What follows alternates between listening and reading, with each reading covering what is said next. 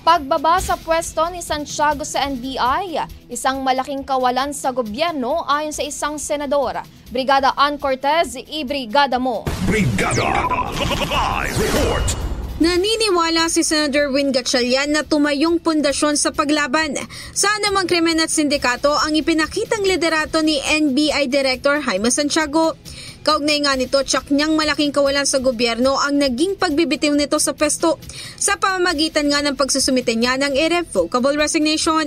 Pero nagpapasalamat umano siya sa lahat ng naging kontribusyon nito para nga mapanatiling ligtas ang Pilipinas. Samantala umaasa siya na ipagpapatuloy ng sino mang papalit kay Santiago ang trabaho nitong nasimulan.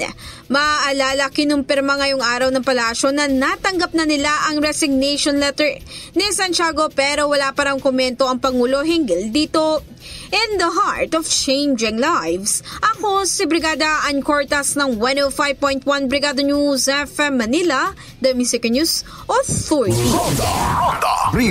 Ang bahaging ito ay hatid sa atin ng DriveMax Herbal Capsule. Lalaking angat, tumatagal.